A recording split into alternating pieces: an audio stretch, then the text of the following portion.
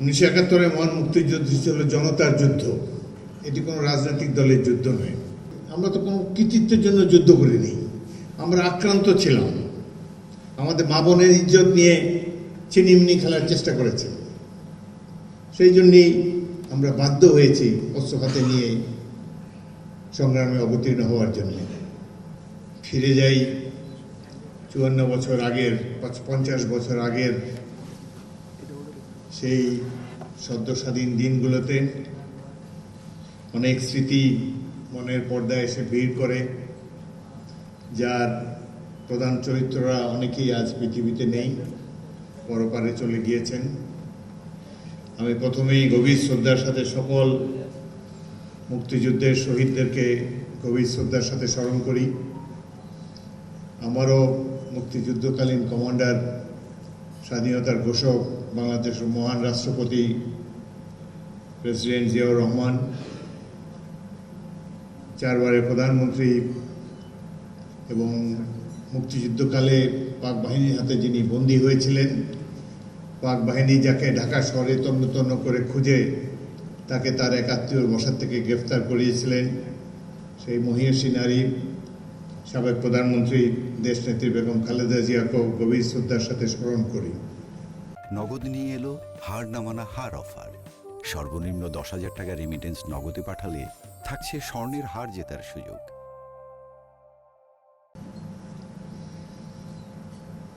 দুটি liberation war কোর্সের জন্মকাহিনী, প্রশিক্ষণকাল সম্পর্কে 2 জন সদস্য আপনাদেরকে অবহিত করেছেন।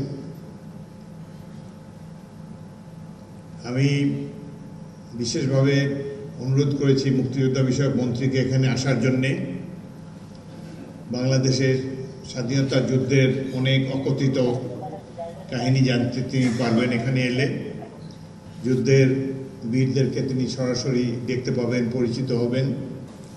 মুক্তিযুদ্ধের নানা অজানা কাহিনী সম্পর্কে মুক্তিযুদ্ধ বিষয়ক মন্ত্রী জানার প্রয়োজন, সেজন্য আমি তাকে অনুরোধ করেছি। তাকে ধন্যবাদ জানাই, তিনি অনুগ্রহ করে আজকের এই সময় উপস্থিত হয়েছেন।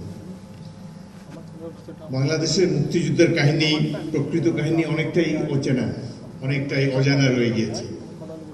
কারণ স্বাধীনতার অব্যবহিত পরে যারা রাষ্ট্র ক্ষমতায় এসেছে তারা চাননি যে বাংলাদেশের প্রকৃত চিত্র, স্বাধীনতা যুদ্ধের প্রকৃত চিত্র সাধারণ মানুষ জেনে ফেলুক, এটা তারা অনেকেই চাননি। এই জন্য স্বাধীনতা যুদ্ধের অনেক কাহিনী আজও জনগণের কাছে অনেক অচেনা হয়ে রয়েছে। 1971 মহান মুক্তিযুদ্ধ ছিল জনতার যুদ্ধ। এটি কোনো রাজনৈতিক দলের যুদ্ধ নয়। পাকিস্তান আর্মির একটা, আমরা জুনিয়র অফিসার হলো পাকিস্তান আর্মিতে 2.5 বছরের মতো কাটিয়েছি। পাকিস্তান আর্মির একটা অভ্যাস হলো সকল রাজনৈতিক সমস্যার মিলিটারি সলিউশন দেওয়া, বল প্রয়োগ করে সব সমস্যার সমাধান তারা করতে চায়। 1971 মহান মুক্তিযুদ্ধ ছিল গণতন্ত্র প্রতিষ্ঠার যুদ্ধ। যেহেতু তৎকালীন বাংলাদেশের জনগণের ভোটের কোনো মূল্য শাসকদের কাছে ছিল না, সেই জন্যই তারা নানা রকম টালবাহানা করেছে, জনগণের ভোটকে অগ্রাহ্য করেছে, গণতন্ত্রকে পদদলিত করেছে। সেই কারণে মহান মুক্তিযুদ্ধ শুরু হয়েছিল। যুদ্ধের প্রারম্ভে রাজনৈতিক নেতৃবৃন্দ তারা প্রস্তুত ছিলেন না, তারা কেউ স্বাধীনতা চাননি। 70-এর নির্বাচনটি হয়েছিল 6 পয়েন্টের ভিত্তিতে এবং তৎকালীন পূর্ব পাকিস্তানের স্বায়ত্ত শাসনের জন্য আন্দোলন করেছেন তৎকালীন প্রধান নেতা শেখ মুজিবুর রহমান। 24 বছর ধরে তিনি আন্দোলন করেছেন পূর্ব পাকিস্তানের স্বায়ত্ত শাসনের জন্যে। পাকিস্তানের অন্যান্য প্রদেশগুলো যে সুযোগ সুবিধা ভোগ করে, পূর্ব পাকিস্তানও যাতে একই সুযোগ সুবিধা ভোগ করে, সেই জন্যই এই আন্দোলন ছিল, যাকে বলা হতো প্যারিটির আন্দোলন। এই ধরনের পূর্ব পাকিস্তানের মানুষ তৎকালীন ক্ষুব্ধ ছিল, নিগৃহীত ছিল, তাদের মূল্য ছিল না, ভোটেরও কোনো মূল্য ছিল না।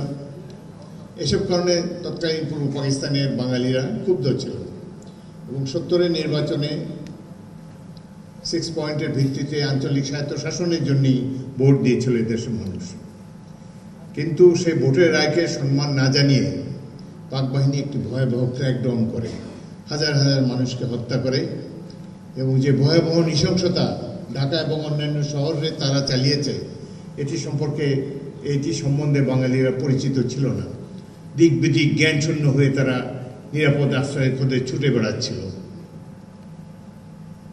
এই ধরনের একটা সামরিক ক্র্যাকডাউন কল্পনা করেনি তৎকালীন পূর্ব পাকিস্তানের মানুষ।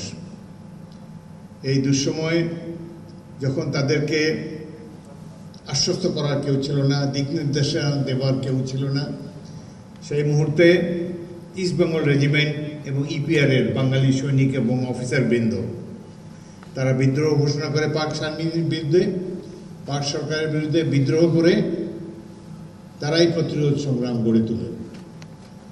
সেই দিন যদি আমি আগেও রাওয়ার একটা অনুষ্ঠানে বলেছি, আমাদের মিথ্যা কথা বলারও কোনো প্রয়োজন নেই, কাউকে কোনো অযাচিত কৃতিত্ব দেওয়ার প্রয়োজন নেই। আমরা ইতিহাসটা সঠিকভাবে লিখিত হোক, এটাই আমরা চাই।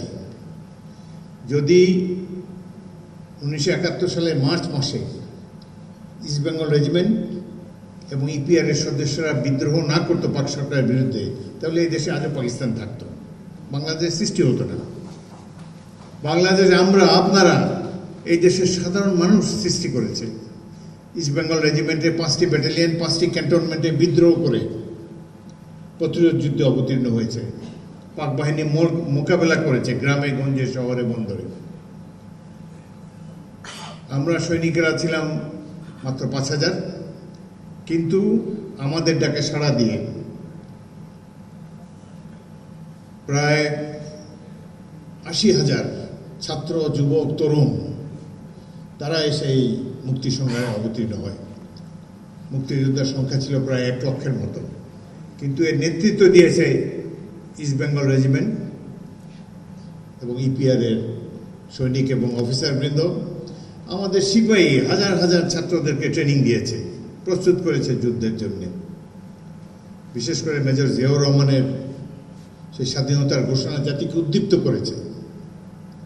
তিনি জনাব শেখ মুজিবুর রহমানের পক্ষেও ঘোষণা দিয়েছেন, যাতে আমরা তো কোনো কৃতিত্বের জন্য যুদ্ধ করিনি, আমরা আক্রান্ত ছিলাম।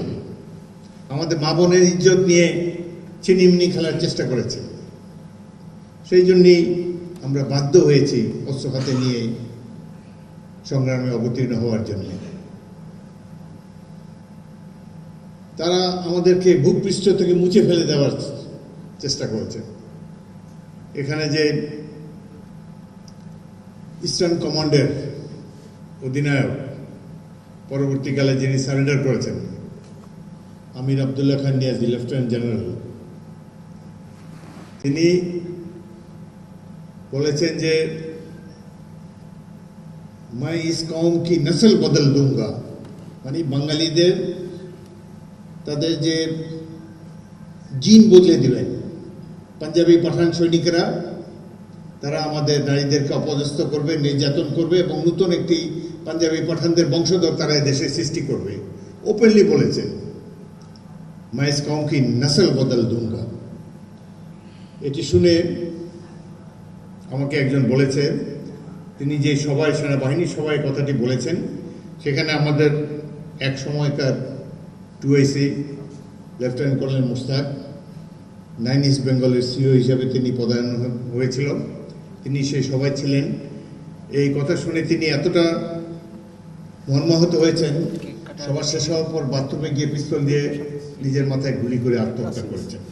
জানি না এটি সত্যি কিনা, তার পরিবারের সদস্যরা আমাকে বলেছেন। তারা মনে করেছে যে বাঙালিরা তো মার্শাল রেস না, এরা হলো মাছলিখোর,